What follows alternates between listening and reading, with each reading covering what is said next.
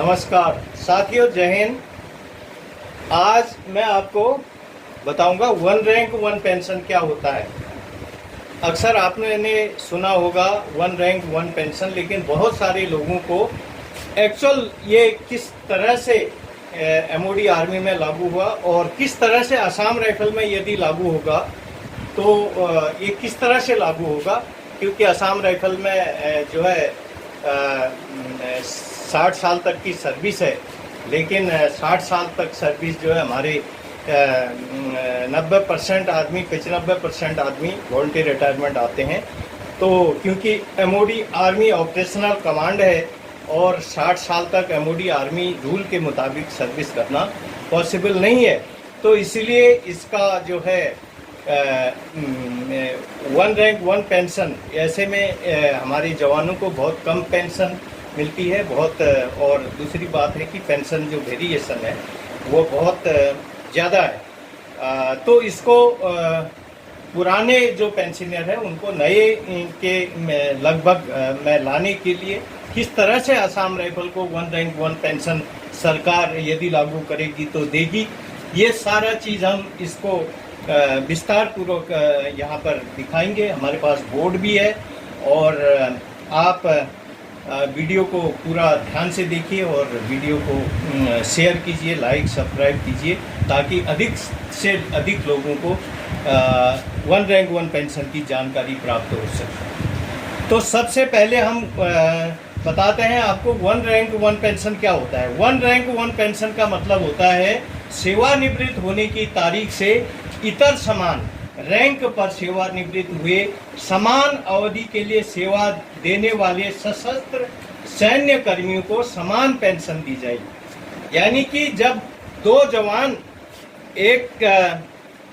ही साथ भर्ती हुए और एक ही साथ मतलब एक ही सर्विस एक ही रैंक में अगर रिटायर होते तो उन दोनों की पेंशन, चाहे वो 2023 में आ रहा है चाहे 2006 में आ रहा है, उनकी पेंशन बराबर होगी, बशर्ते उनका रैंक सेम हो। लेकिन असम राइफल में थोड़ा ये डिफरेंट तरीके से होगा। तो असम राइफल में किस तरह से ये होगा ये हम बताएंगे आपको। सबसे पहले आर्मी का बताएंगे। आर्मी का जो रैंक स्ट्रक्चर है वह है सबसे पहले सिपाही, उसके बाद लेस नायक, नायक, हवलदार, नायक सूबेदार, सूबेदार, ऑनरी कैप्टन,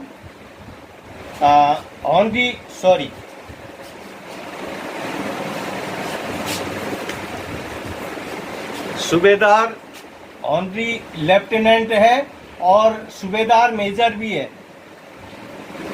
और ऑनरी कैप्टन। तो ये है आर्मी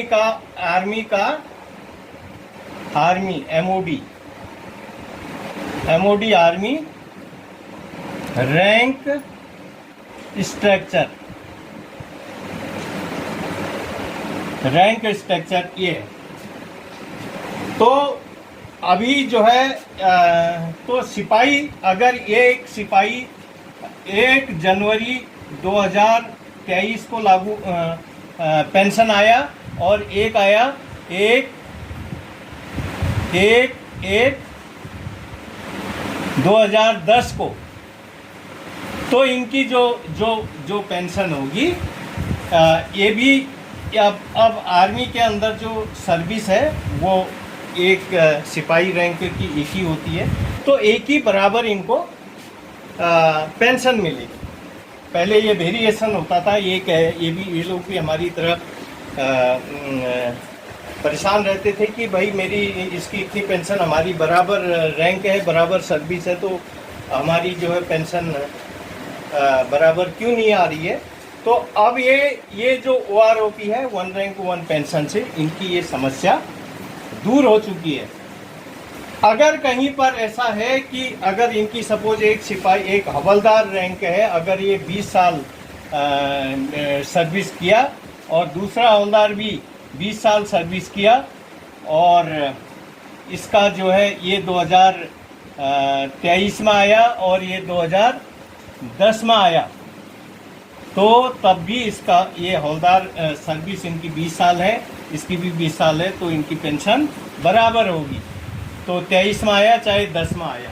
तो ये है 1 रैंक 1 पेंशन का। लेकिन जो असम राइफल के लिए अभी जो लागू होगा सिस्टम, वह किस तरह से होगा, अभी हम इसके बारे में आपको विस्तार पूर्वक बताएंगे। तो असम राइफल का जो सिस्टम है वो भी ऐसा है, वो राइफलमैन, हवलदार, उसके बाद वार्ड अफसर भी है, नायक सूबेदार, सूबेदार और सूबेदार मेजर। और यहाँ जो है असिस्टेंट कमांडेंट,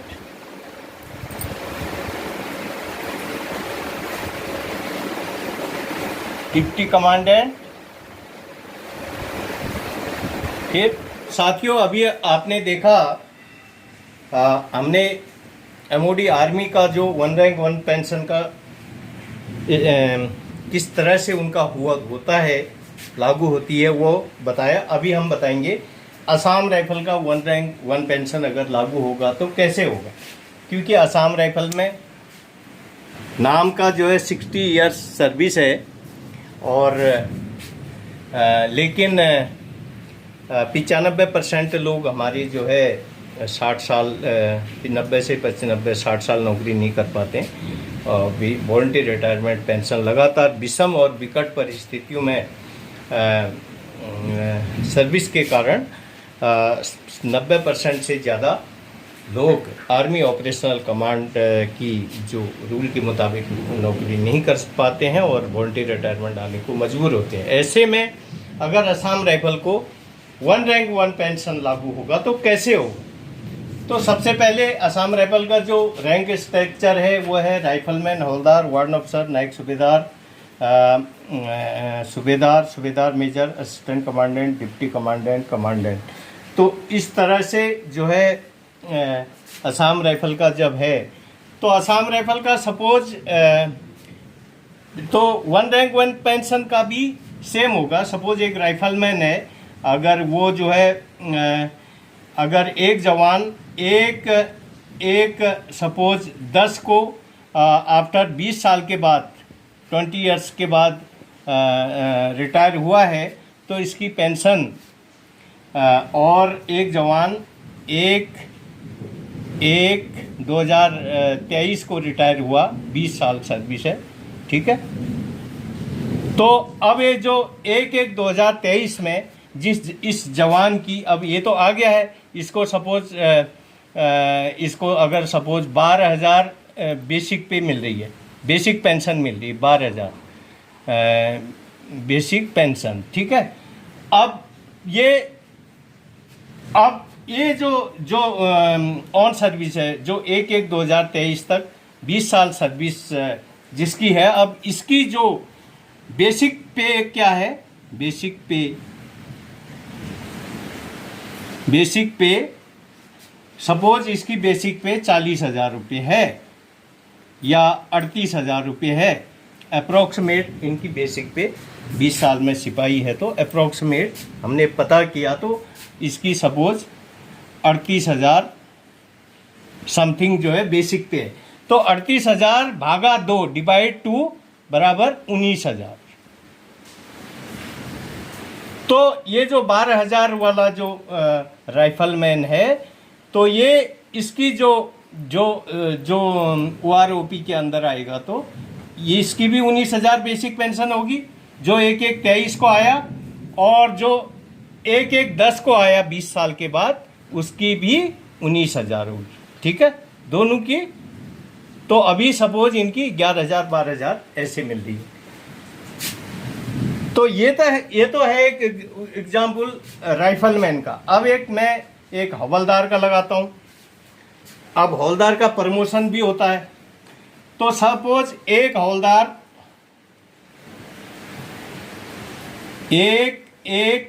1990 का भर्ती है, ठीक है। तो 1990 का भर्ती है और ये एक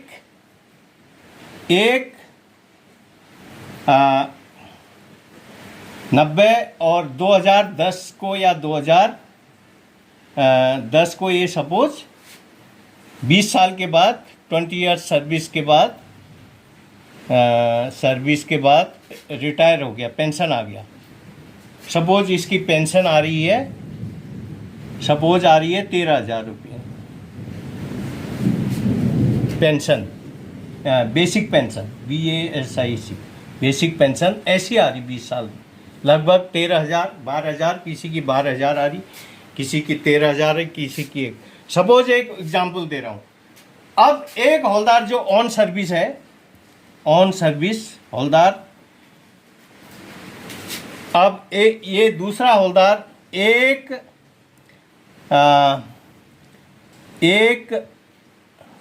2002 का भर्ती है।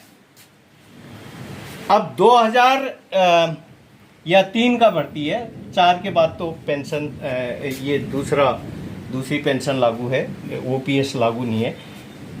2003 का भर्ती है।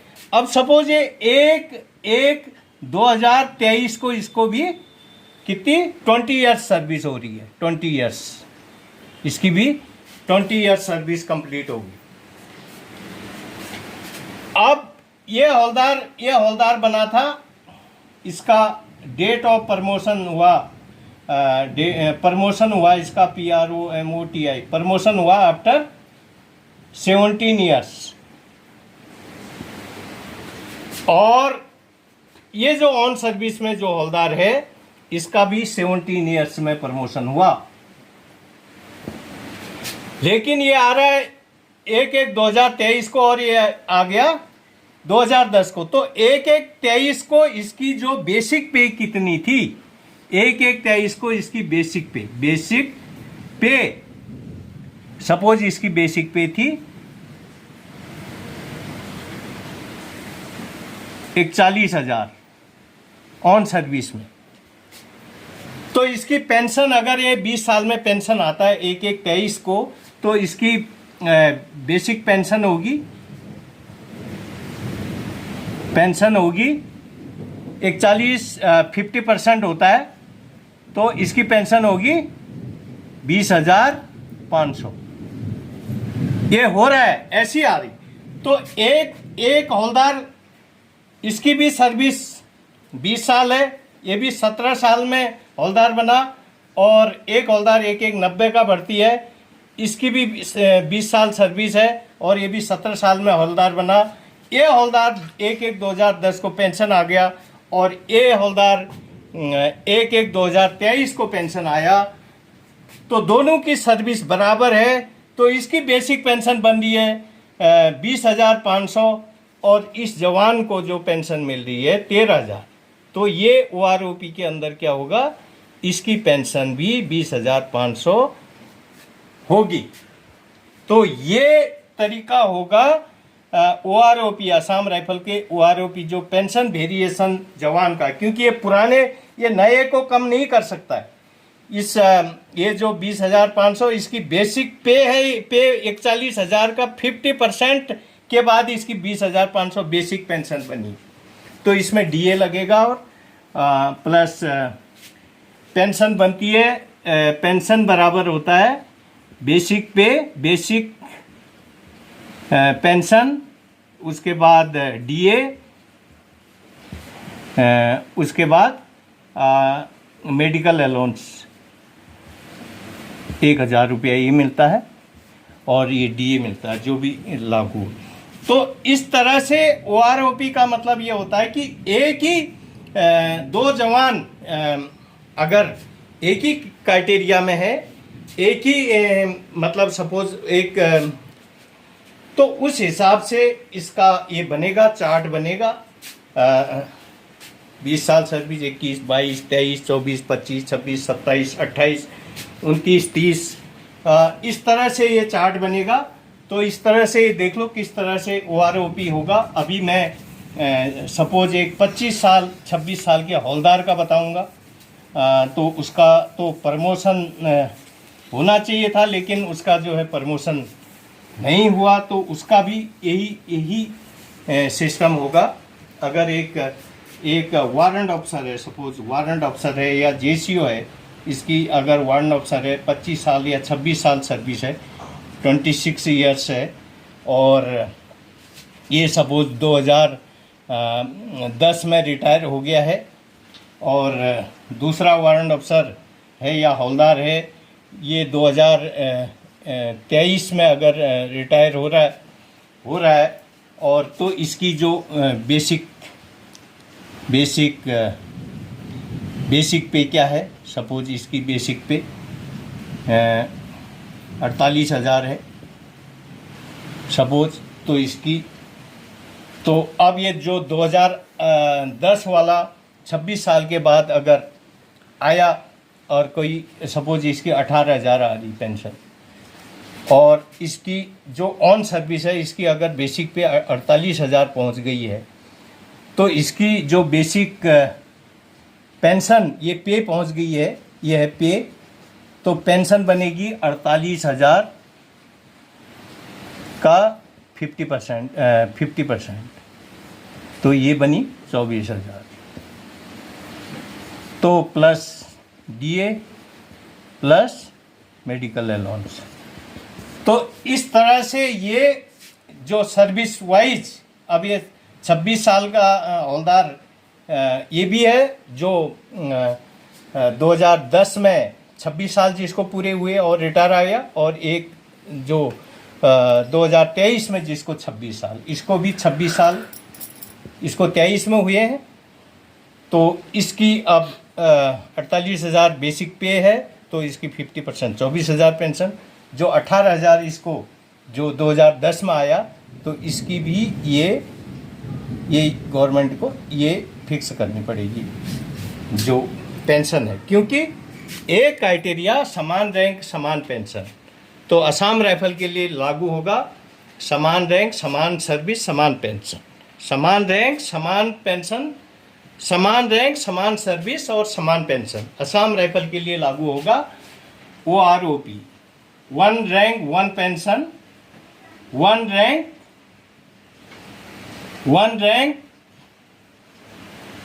1 सर्विस 1 पेंशन, ये होगा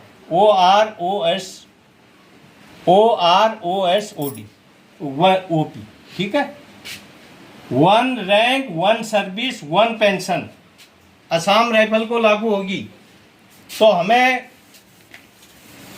हमें जो है अभी जब तक असम राइफल को, पहले तो हमें चाहिए MOD, हमारे जवान चाहते हैं, लेकिन जब तक ये MOD नहीं होता है तब तक हमें चाहिए 1 रैंक 1 सर्विस 1 पेंशन OROSOP। तब ये हमारा जो जवानों का जो पेंशन वेरिएशन जो हो रहा है, जो जिससे जवान असंतुष्ट हैं, जो देश की रक्षा सुरक्षा व्यवस्था की जो पेंशन व्यवस्था है, क्योंकि एक जवान दूसरे से पूछता है नए से, भाई तेरी कितनी है, जब उसे लगता है यार इसकी हमारी दोनों की बराबर सर्विस है, तो एक पहले आया है, एक नया है, एक पुराना है, तो उसके दिल में तो उसको भी अब ये, क्योंकि जो नया है, जो नए की ये बेसिक पे कम नहीं हो सकती कभी।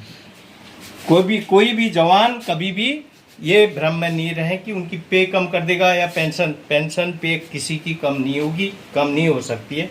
सिर्फ जो पहले जिसकी कम है वो जो है उसका बैलेंस बनाएगा, इसमें सिस्टम में सुधार करेगा।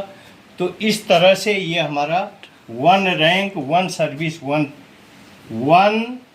Rank 1 service 1 pension. तो ये गवर्नमेंट, ये सरकार जिस तरह से देश में हर चीज़ में सुधार कर रही है, तो उसी तरह से ये जो है हमारा सुधार, इस तरह से हमारा ये सुधार होगा। तो इसके लिए हमें जो है हमारे जो लीडर हैं इनको आगे बात करनी पड़ेगी, तो इस तरह से हमारा किया जाए। तो जो जिन लोगों का जो है, उसके बाद सबसे पहले जो दूसरी बात है, जो 25 साल सर्विस है, वार्ड ऑफिसर है या हवलदार है, इनका वो किया जाए।